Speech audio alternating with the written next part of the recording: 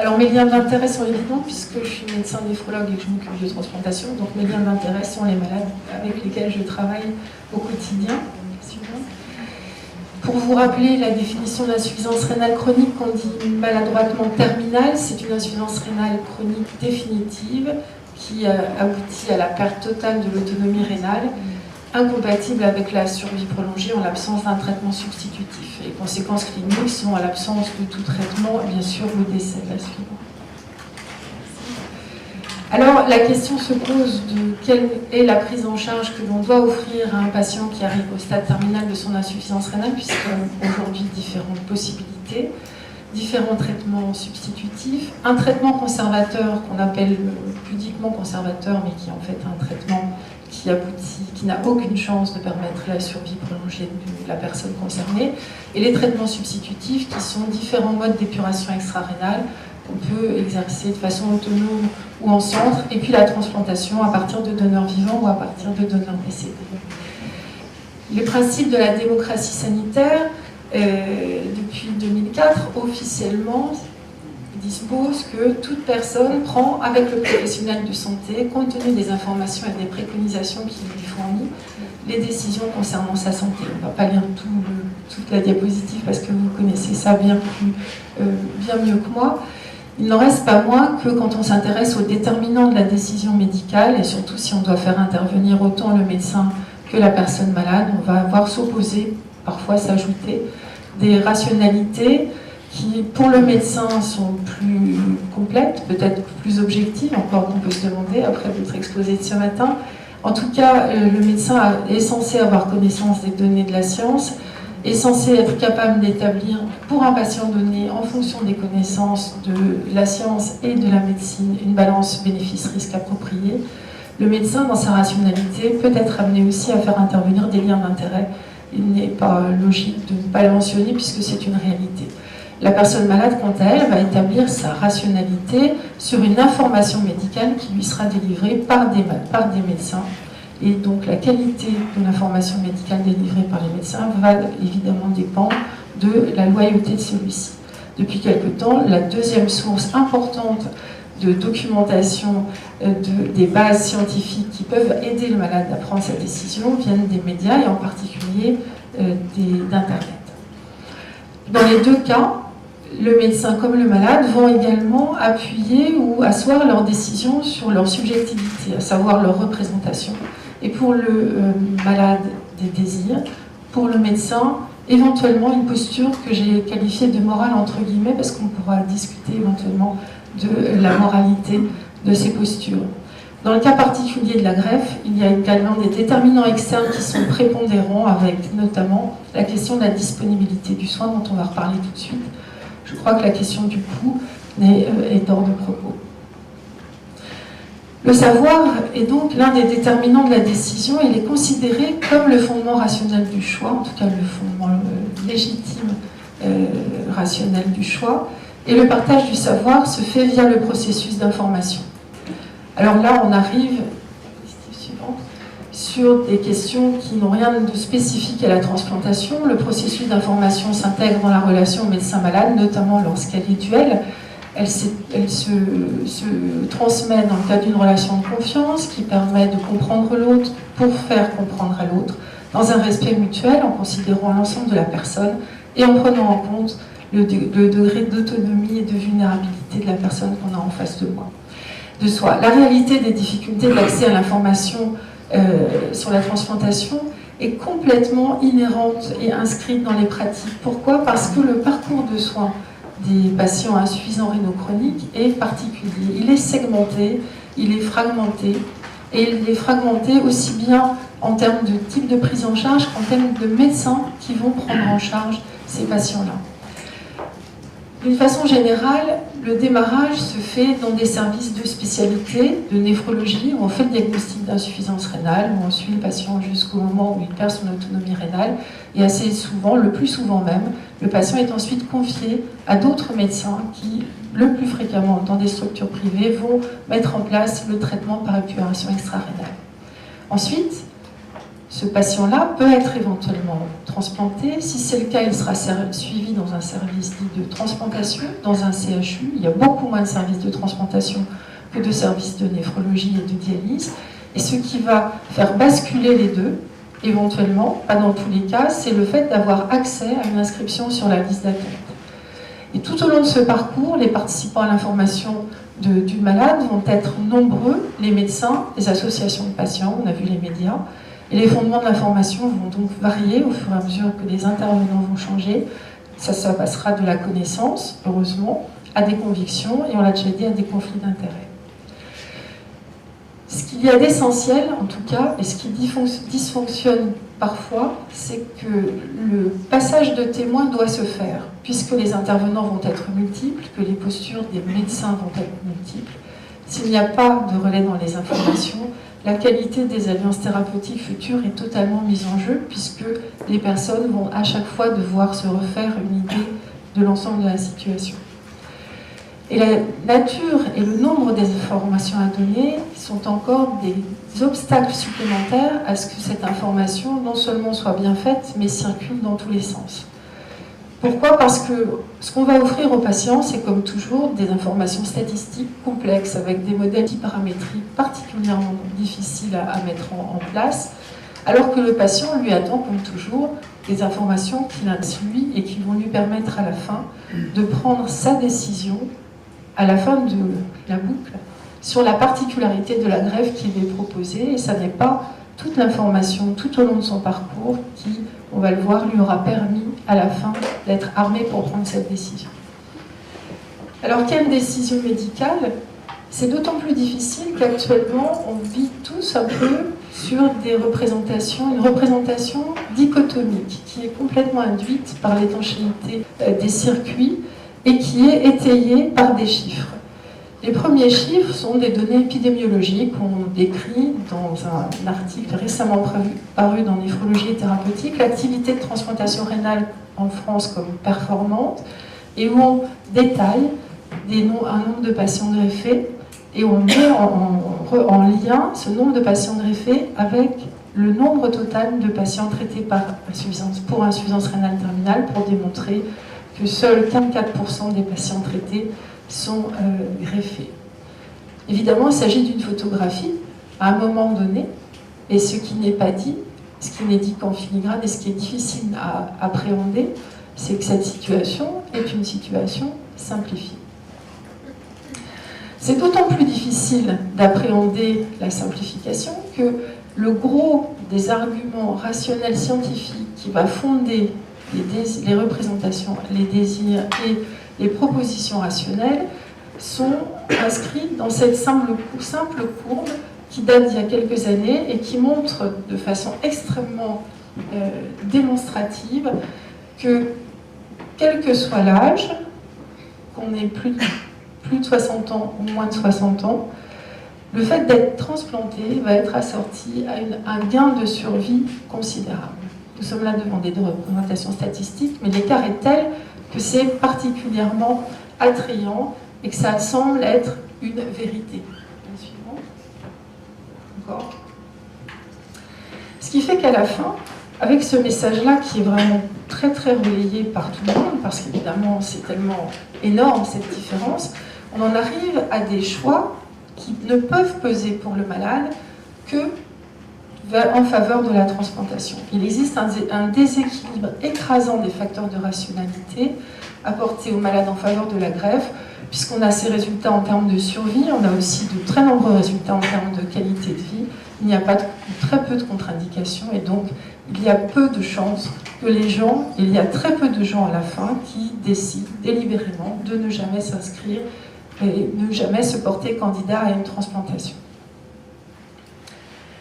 C'est la même chose pour les représentations subjectives qui découlent de tout ça, mais qui sont aussi alimentées par toutes les représentations positives qui en sont faites, par tout le discours promotionnel qui accompagne la transplantation, ne serait-ce que pour favoriser le don, qui est difficile à mobiliser. Il faut bien présenter les côtés positifs, les témoignages, et puis cet espoir, qui est un espoir que je ne pense pas complètement fondé, qui est celui de la guérison. Et je vous ai rapporté en bas le propos d'un patient qui m'a dit, quelque temps après sa greffe en consultation, « Vous savez, c'est drôle.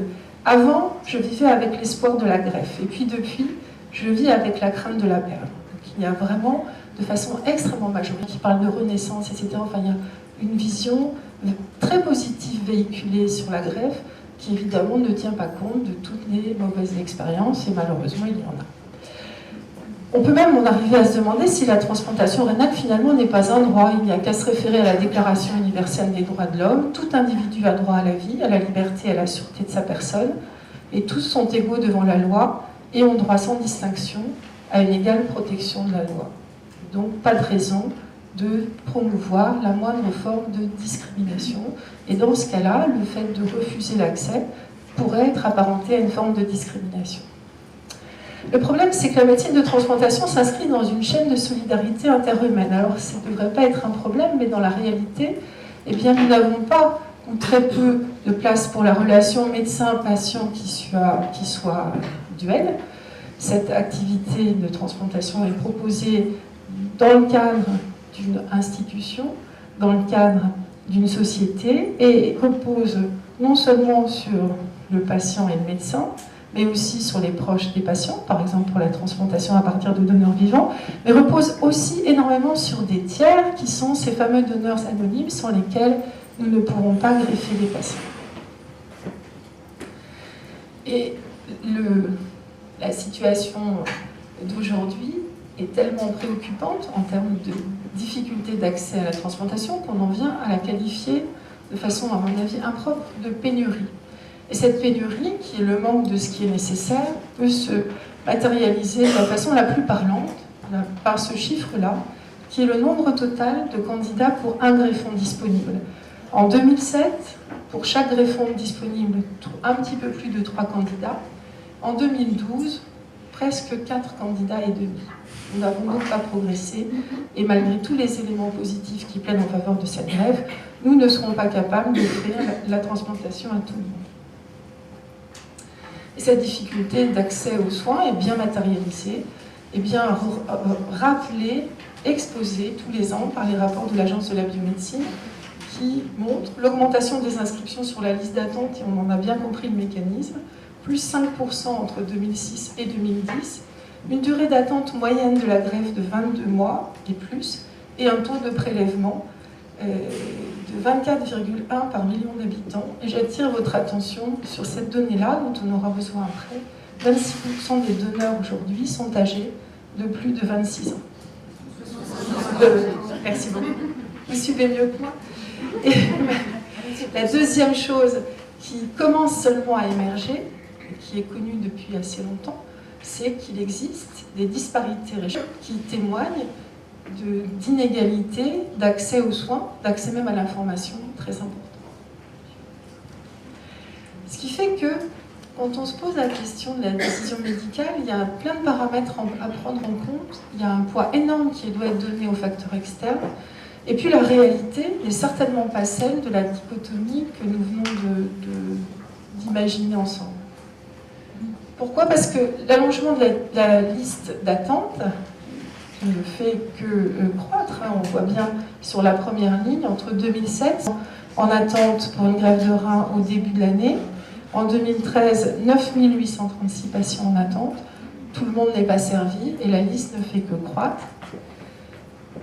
Rajoutez au fait qu'aujourd'hui, la survie d'un greffon n'est pas éternelle et que la médiane ne bouge pas tellement, est un peu autour de 12 ans, fait que la réalité, c'est que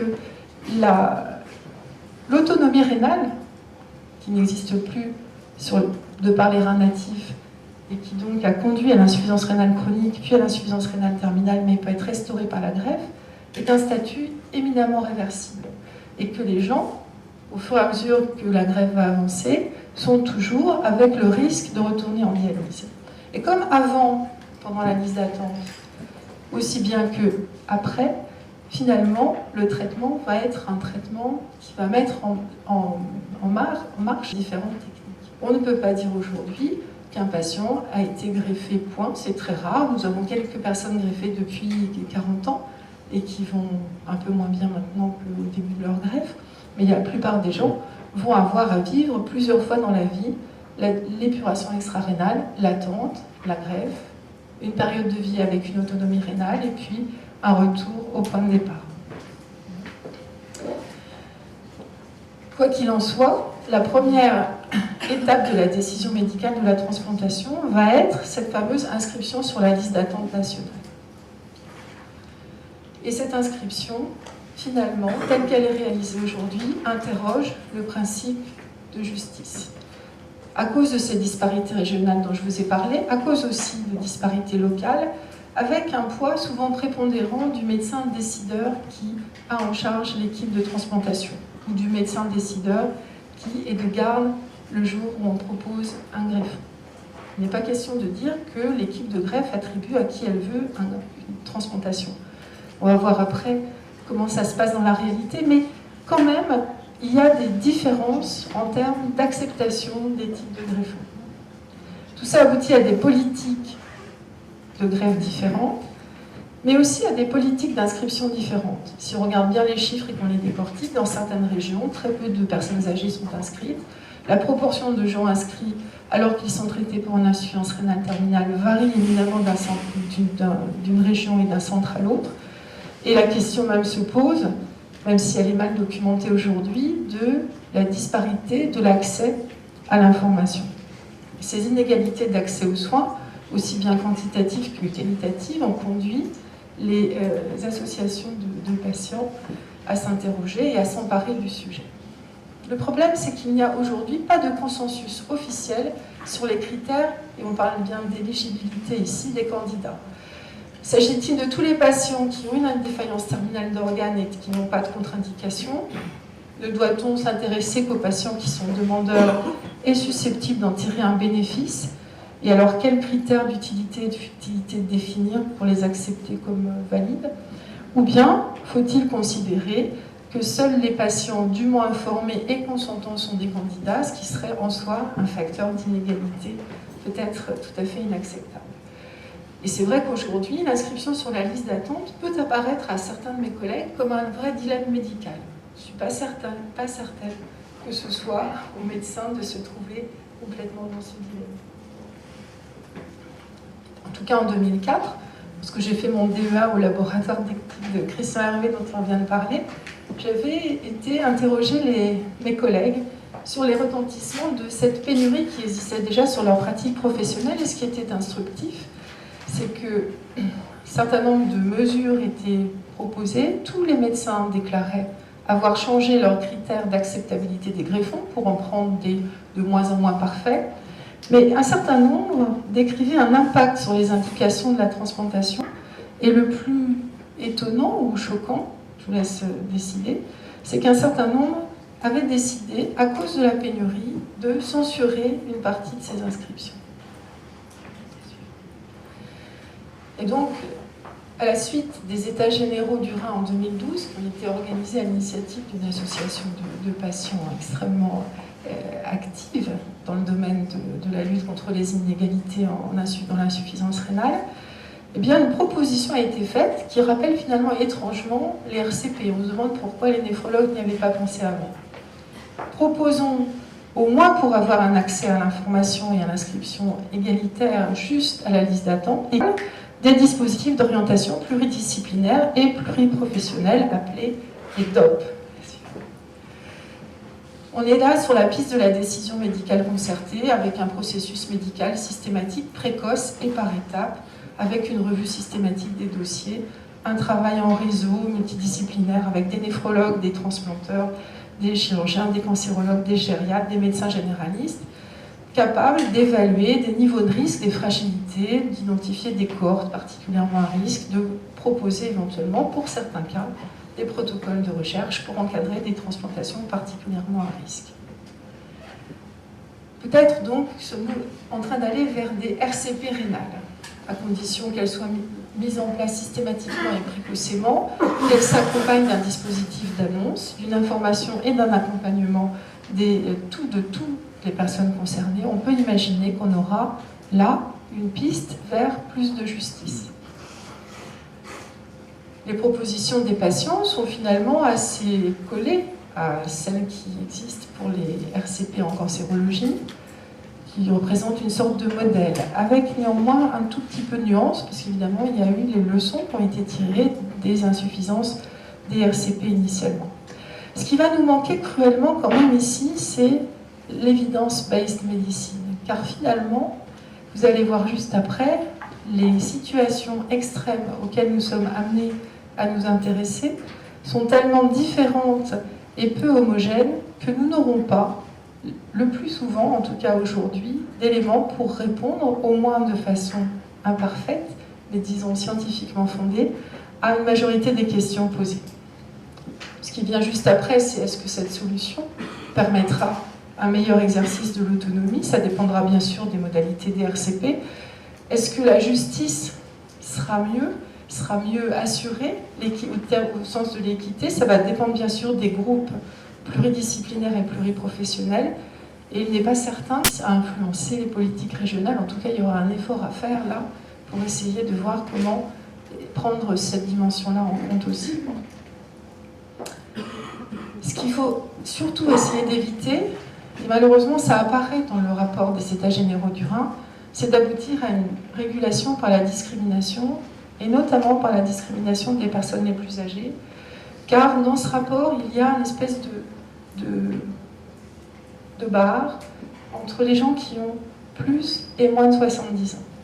À position de DOP systématique pour tous les gens qui ont moins de 70 ans, et pour les autres, on peut le faire.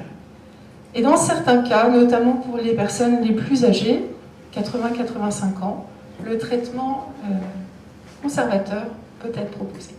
Donc il va falloir faire éminemment attention à ne pas, en se lançant dans une procédure, se retrouver de nouveau dans une situation qui, de façon peut-être plus juste au sens de l'équité, offrira un peu le même dispositif pour tous, mais qui laissera, par un parti pris, une partie de la population voter. La suivante. D'autant plus important d'avoir ça en tête, c'est qu'aujourd'hui, l'âge de survenue médian de l'insuffisance rénale chronique au stade terminal est l'âge de 70 ans. Et que la longévité s'accroissant, les personnes âgées étant de plus en plus en bonne santé, on va dire, malgré des comorbidités qui sont de mieux en mieux gérées, c'est pour ça qu'on arrive plus tardivement au stade de l'insuffisance rénale terminale, on risque en effet de régler le problème de la pénurie, et pas forcément le problème d'une partie de ces personnes. D'ailleurs, est-ce qu'on a des arguments scientifiques ou médicaux pour stigmatiser ces personnes en disant en réalité, je pense quand on examine les courbes, ce qu'on voit, c'est que c'est au début de la greffe que la cassure se fait et qu'après, les courbes restent globalement parallèles. Et donc, il y a certainement à faire un travail sur les pertinences, un travail sur les fragilités et les contre-indications, un travail multidisciplinaire en effet, de façon à ne pas laisser de côté des gens, quitte à lancer, comme c'était proposé tout à l'heure pour les essais de phase 1 en cancérologie, des essais cliniques de prise en charge de ces patients-là dans le cadre de la transplantation. Dans tous les cas, une fois que cette personne sera inscrite, on espère qu'elle le sera avec le moins de discrimination possible, eh bien, il va falloir vivre l'attente. Sauf si on a un donneur vivant, la suivante. Mais en France, malheureusement, le postulat princeps, qui était d'inspiration très paternaliste et qu'on voit à nos pionniers, est le suivant. Un donneur décédé est toujours préférable, et en tout cas le plus souvent préféré par les médecins. On comprend pourquoi le primum non nocere est quelque chose qui a bloqué dans la gorge, dès la naissance, un certain nombre de chirurgiens qui ont perdu des donneurs et qui ensuite n'ont jamais voulu avancer dans ce sens-là. Alors peut-être que ça va changer, il y a vraiment un élargissement du cercle des donneurs qui a été fait. Je ne vous ai pas mis la courbe, aujourd'hui on en reste quand même à un tout petit peu au-dessus de 10% de l'activité de greffe de rein qui est réalisée à partir de donneurs vivants, alors qu'au Japon elle est juste de 90%. Tout ça nous amène donc, puisqu'on va laisser de côté les 10 ou 12% de personnes qui vont avoir une greffe à partir de donneurs vivants qui va se préparer lentement, à la situation au moment décision finale de la greffe. Et là, la question ne sera pas réglée par les DOP, de savoir s'il s'agit d'une codécision ou d'une décision d'un processus, d'une certaine manière d'un processus autonome.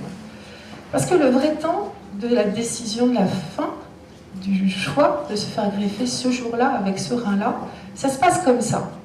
Vous êtes inscrit sur la liste, l'attente sera probablement longue, mais sa durée est imprévisible, et on vous l'a dit. Et on vous a dit, surtout, soignez joignable 24 heures sur 24, parce que ce jour-là, il faudra aller vite. Et un beau jour, on vous appelle, et on vous dit, nous avons un rein pour vous, il faut venir tout de suite. Mais à ce moment-là, savez-vous de quelle greffe il s'agit? Savez-vous de quoi, quelle est la proposition qu'on vous fait réellement? C'est compliqué, en tout cas en France, ce qu'il y a de certain, pour lever le doute sur une interprétation mauvaise de mes propos, l'activité de greffe, elle est régulée par l'État, elle est régulée par l'Agence de la biomédecine, qui est en charge de la gestion de la liste d'attente, l'attribution des greffons et le suivi statistique de la population. Et c'est donc l'Agence de la biomédecine qui va attribuer un greffon à un patient inscrit sur une liste. En fait, elle donne un ordre de préférence des patients candidats pour ce même greffon. Et le premier de la liste est prioritaire pour le recevoir. Et ces priorités sont décidées sur la base complexe en cours d'évolution, avec des différences interrégionales dont on espère qu'elles vont disparaître. Mais ce score ne prend pas en compte un paramètre qu'on a à peine évoqué, qui est la qualité du greffon. La suivante. Or, on sait aujourd'hui que les pronostics sont très différents selon les situations. Il y a un certain nombre de facteurs de risque de mauvais pronostics d'une greffe qui sont inhérentes aux qualités du donneur. Et le premier exemple, c'est celui de l'âge. Et en fonction de l'âge du donneur, on a des courbes de survie qui sont moins bonnes quand le donneur est âgé. Si on rajoute à ça des comorbidités chez le donneur, on va accuser encore les différences de courbes. Donc quand on reçoit un greffon de moins bonne qualité, on a moins de chances d'avoir une survie de son greffon aussi bonne que si on avait un greffon de très bonne qualité. La suivante. Et quand on regarde les pratiques aujourd'hui, on n'a plus tellement le choix. Tous les efforts qui ont été faits par l'Agence de la biomédecine pour augmenter le nombre des prélèvements, le recensement puis les prélèvements, se sont traduits finalement par une augmentation, bien sûr, une stabilisation, une augmentation puis une stabilisation du nombre de prélèvements. J'ai des gens qui sont en étalement encéphalique, mais qui se fait quasi exclusivement au profit ou aux dépens des personnes les plus âgées. Donc aujourd'hui, en France, il n'y a plus d'accidents de la voie publique, on a des bonnes politiques de prévention. Les gens qui meurent et qui sont des donneurs sont des gens qui ont un âge avancé et qui ont en plus, et il y a toute la documentation scientifique qu'il faut pour le démontrer, des comorbidités qui vont avoir un impact négatif possible sur la survie du greffon. Et en 2004, quand je faisais mon débat, j'ai été explorer tout ça, j'ai vu les collègues, un patron m'avait dit « On a tendance à utiliser tous les organes qui sont disponibles, et en particulier les organes limites. On propose donc à des malades qui attendent des solutions que l'on sait imparfaites.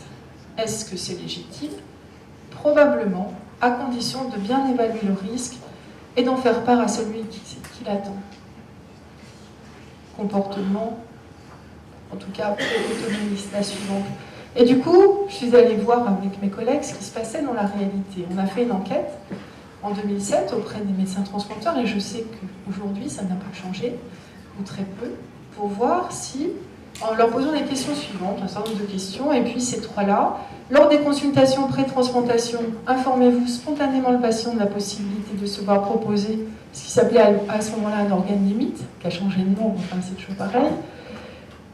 Avant, au moment de l'inscription sur la liste, le jour de l'appel de la greffe, en informez-vous le receveur, et dans votre centre, le patient participe-t-il à la décision en cas de proposition d'un greffon limite? Et les réponses sont tout à fait informatives, puisque en violet, vous avez le non jamais. Il ne s'agit pas de pourcentage, mais de nombre absolu sur 56 réponses. Donc le non jamais existe, pour une part importante, et cette position systématique du non augmente au fur et à mesure qu'on se rapproche du juste moment de la décision de la greffe pour le patient. Un peu comme si l'évaluation de la balance bénéfice-risque était devenue, parce qu'on est dans la transplantation, une affaire purement médicale. Le médecin étant capable d'évaluer des bénéfices à partir des résultats a posteriori, ce qui s'est passé par la suite, essayant de définir des marqueurs précoces et puis travaillant sur ces paramètres. Étant le seul peut-être capable de comparer à des objectifs et surtout le seul capable de comparer au risque de non-transplantation. Or, les difficultés de l'évaluation juste de la balance bénéfice-risque sont bien sûr particulièrement nombreuses. La première, c'est, comme je le disais tout à l'heure, la multiplicité des situations particulières pour lesquelles nous n'avons aucune donnée statistique applicable, on ne fait même pas semblant. Le fait d'avoir des cumuls des risques, excusez-moi pour le reste qui manque, qui sont à des niveaux variés, mais pour chaque greffe, ces questions se posent. La situation d'urgence, puisque là encore, nous n'avons que quelques heures pour implanter ce greffon, et d'ailleurs, moins sa qualité est bonne et plus il faut aller vite, parce que plus on mettra de temps et plus on pénalisera le devenir du greffon. Et puis bien sûr, des facteurs subjectifs, avec cette fois-ci une influence prépondérante de la casuistique. Une équipe qui viendra d'essuyer un échec cuisant aura plus de mal à reprendre un greffon de moins bonne qualité tout de suite après. En tout cas, c'est la tendance qui se dessinait dans les équipes avec lesquelles j'étais allée explorer. Le rôle des réunions de l'ambimentalité qui avancent et qui s'installent va peut-être un petit peu changer cette donne et permettre d'avoir un niveau de réflexion un peu moins confidentiel. Et puis la question des liens d'intérêt. Liens d'intérêt, non pas financiers. Je ne parle pas des gens qui ne voudraient pas greffer pour que la personne reste en dialyse parce que ce serait financièrement plus intéressant. En plus, je pense que ça ne sera plus le cas très bientôt. Mais les liens d'intérêt plus subtils, c'est qu'aujourd'hui, les équipes de transplantation, elles sont évaluées sur leurs résultats. Mais les résultats des équipes de transplantation, le premier résultat, c'est le nombre de greffes et la durée d'attente sur la liste. On va passer à la suivante. Et donc, il va certainement falloir travailler quand même sur des critères de futilité, car il y a un certain nombre de greffes qui se passent mal. Elles sont connues par les gens qui sont dialysés dans les centres parce qu'il doit revenir de temps en temps quelqu'un avec une très mauvaise expérience. Elles sont connues par les médecins qui font la transplantation. Il y a assez peu de communication autour de ces difficultés-là, et pour cause, parce que c'est complètement écrasé par les différences en termes de survie globale et de qualité de vie dont je vous ai parlé. Mais ça ne nous empêche pas d'avoir ce devoir médical d'évaluation à faire, même s'il est complexe, même s'il est multifactoriel, et certainement en ne restant pas centré sur nous-mêmes, peut-être en ayant recours de temps en temps quand même à des modélisations mathématiques,